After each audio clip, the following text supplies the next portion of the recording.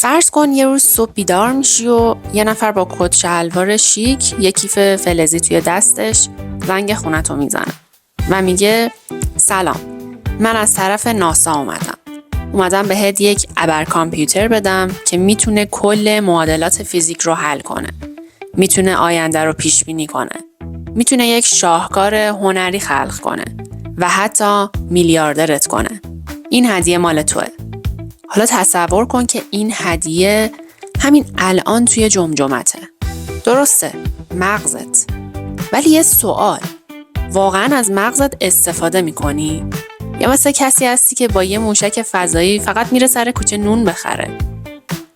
حقیقت اینه که بیشتر ما حتی 10% ظرفیت مغزمون رو هم به کار نمیگیریم. اما خب دلیلش چیه؟ و سوال مهمتر، چطور میشه قفلش رو باز کرد؟ اگه تو هم میخوای از مغزت خیلی هوشمندانه استفاده کنی و باهاش شاهکارهایی رو خلق کنی، ادامه این ویدیو رو اصلاً از دست نده.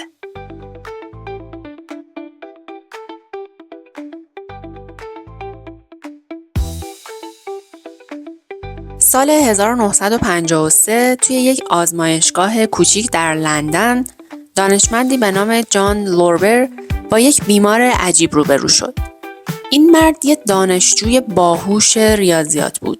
معدل بالا، ذهن تیز و قدرت محاسباتی فوق‌العاده‌ای داشت.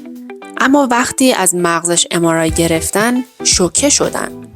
بیشتر از 90% مغز این نخبه ریاضی مایع بود. بله، تقریباً بدون بافت مغزی. چطور ممکنه؟ چطور مغز حتی با این حجم کم این همه کار رو انجام میده؟ جوابش اینه که مغز ما حتی با کمترین منابع یک سیستم خارق‌العاده هستش و بیشتر ماها ازش بیخبریم. دانشمندا میگن مغز انسان حدود 86 میلیارد نورون داره. هر نورون میتونه تا 10,000 اتصال با نورون‌های دیگه داشته باشه. یعنی چیزی حدود 100 تریلیون اتصال. اگه یک مقایسه معمولی داشته باشیم، کل اینترنت جهان حدود 1/100 این میزان اتصال رو داره. وزن مغز ما حدود 1.3 کیلوگرمه و مصرف انرژی که داره فقط 20 واته. به اندازه یک لامپ کم مصرف. ولی با همین انرژی کم میتونه معادلاتی رو حل کنه که قوی ترین ابر کامپیوترهای جهان برای حلشون به 1000 کیلووات برق نیاز دارن. سوالی که اینجا به وجود میاد اینه: خب چرا بیشتر ما آدما از مغزمون کامل استفاده نمی کنیم؟ دلیل اولش سوگیری تکاملیمونه. تصور کن که 50,000 سال پیش داری زندگی میکنی. اولویت مغز تو توی اون دوران چی میتونه باشه؟ درسته، پیدا کردن غذا، فرار از شکارچیا، پیدا کردن پناهگاه. این چیزا رو یاد میگیری. مغز ما یاد گرفته که از خطر پرهیز کنه و انرژیش رو ذخیره کنه برای بقا.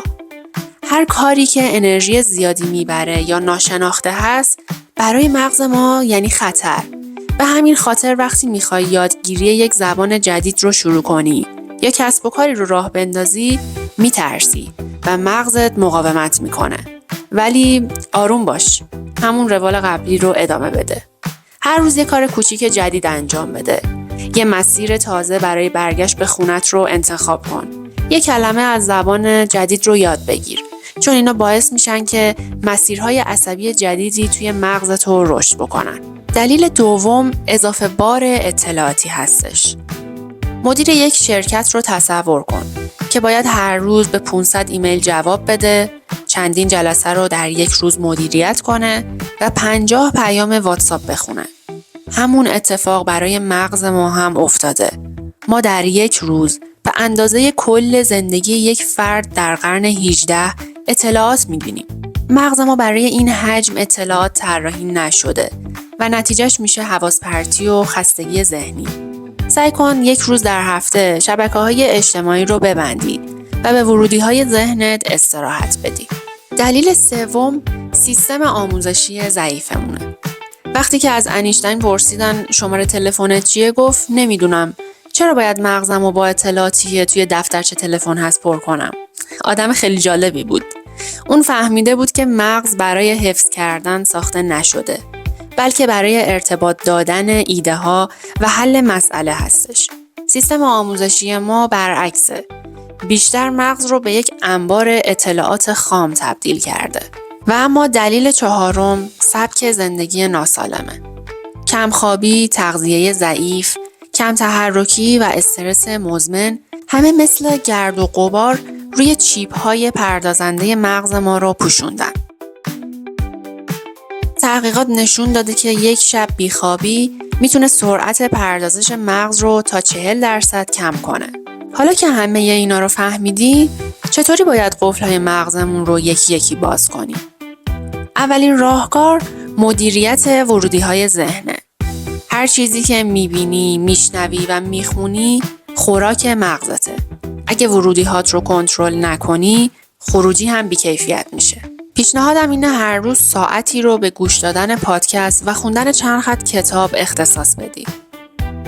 دومین راهکار تمرکز عمیق یا دیپ ورک هست که درباره این موضوع در ویدیوهای قبلی چنلم به صورت کامل توضیح دادم که لینکش رو براتون بالای صفحه میذارم و اگر مایل بودید این راهکار رو توی اون ویدیو به طور کامل توضیح دادم و میتونید تماشا کنید.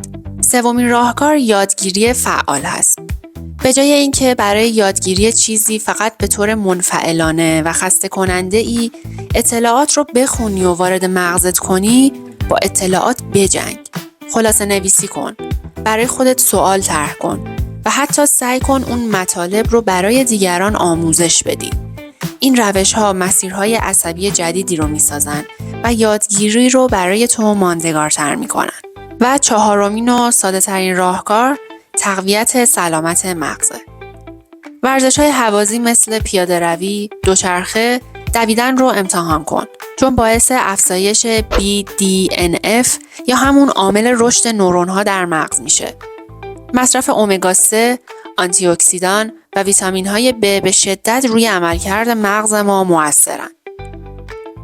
و خواب کافی، یعنی 7 تا 9 ساعت برای پاکسازی سموم و تثبیت حافظه کاملاً الزامیه. سفر آپولو به ماه نتیجه مغز انسان بود. هیچ ابر کامپیوتری اون زمان قادر به انجامش نبود.